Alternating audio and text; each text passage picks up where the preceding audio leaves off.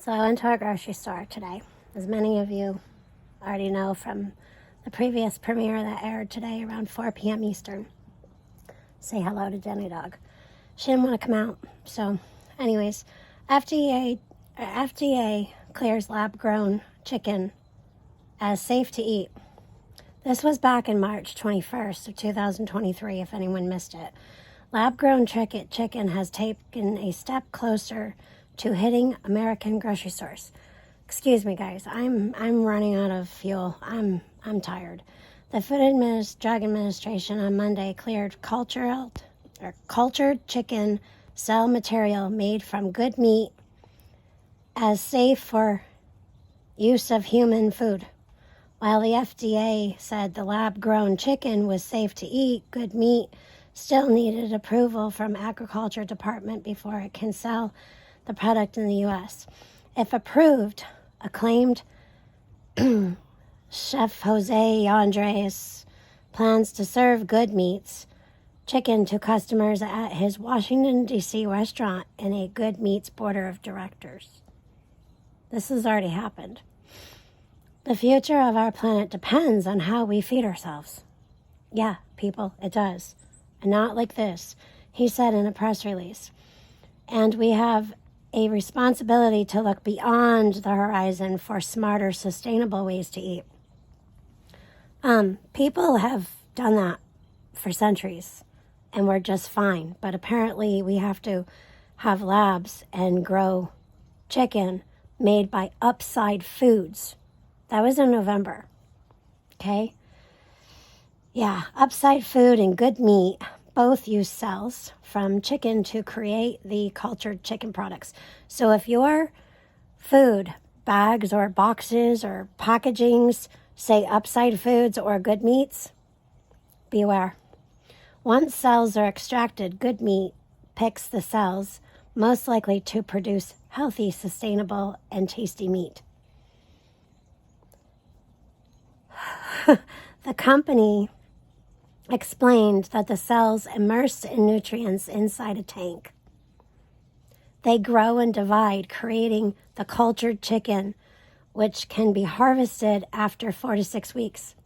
So they're growing meat in 4 to 6 weeks. It's real, delicious meat with an identical nutritional profile to conventionally raised meats, but with less impact on our planet and less risk of contamination. Okay, what is it about the farts again? I don't know, because I'll be getting to that again too. Good Meats said that on their website about our planet and less risk of contamination. They know something. Global livestock amounts for nearly 15% of greenhouse gases. The Food and Agriculture Organization of the United Nations, there you go, UN, found in 2013, advocates for lab-grown meat say it can help cut back on methane emissions and combat climate change. It's always about that, isn't it? So, GMO chicken, what is it? And are all chickens genetically modified? No. But beware of the ones that are. An observant customer might have noticed that over the last several decades, chicken breasts at the supermarket shelves have grown larger and appear more marbled. These changes are the result, you've already been eating it, of genetic modification, a method used through which generations of birds are bred to maximize the profit and the animal agriculture industry with scant regard given to their welfare. This process is distinct from genetic engineering, which is the use of modern technology to edit genetic structure. To edit a genetic structure. Sorry, again, tired, and I feel blah, blah, blah.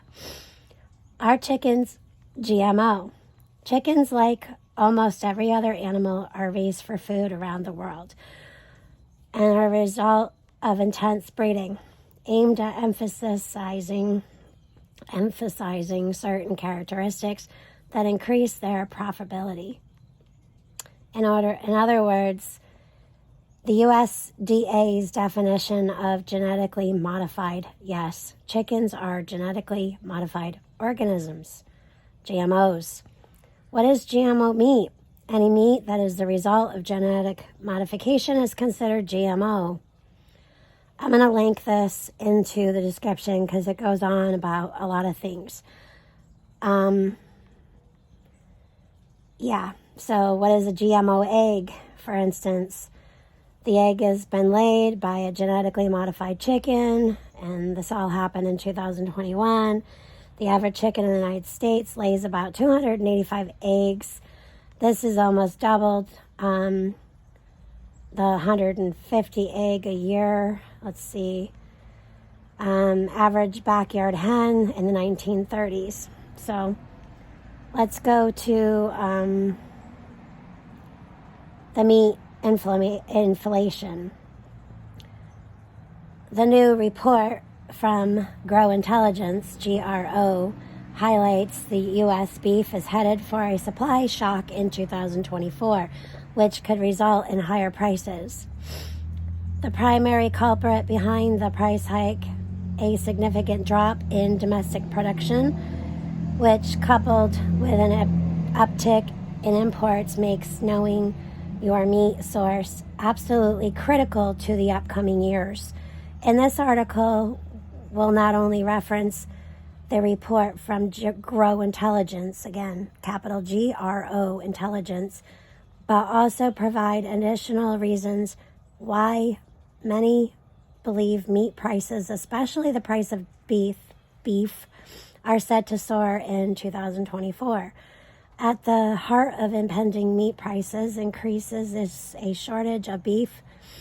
The USDA has confirmed a decline in beef supply in recent years, with the beef production forecast for this year a 27 billion pound. However, 2024, this is projected to drop to 25 billion pounds. That's 2 billion pounds, representing a 6.5% decrease from the current year. The decline is expected to result in the low per capita availability of beef in the United States since records began in 1970. But how does reduced supply result in higher prices?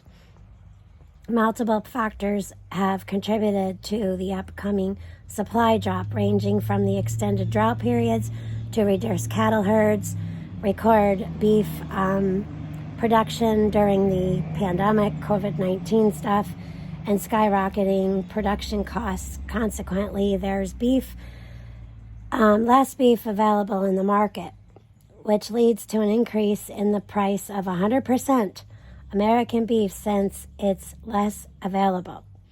Remember, we're going to face a record low production numbers compared to the past 5 decades. So supply is more critical than ever. Some areas of the country that rely on domestic goods the most could see shortages on the shelves based on these projections, which could make people stock up more than ever before. To combat the uptick in prices and decrease the supply of American meat, we recommended sourcing your meat from a local farmers and ranchers. So there are ranchers in this article. I'm going to put all of these links into the description of this video. Okay, so summary, there's another article about the beef and cattle, 40 million lower than last month projection. So the forecast in 2023, for instance, commercial beef production was 6.941 billion pounds, 40 million lower than last month's projection.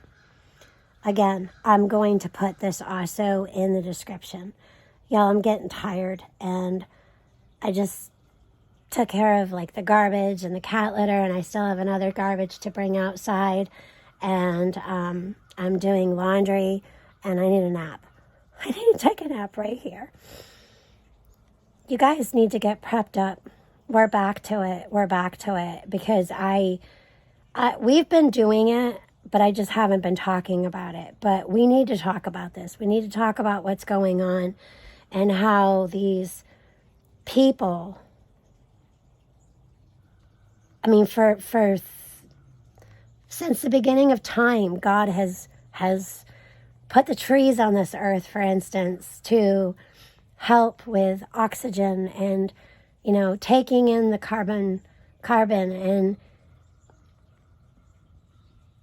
instead we're listening to record players, The Thing and leg hair, okay, from a man who can't even find his way off stage, who trips not only all over himself, but all over his words. And now, mind you, I stutter.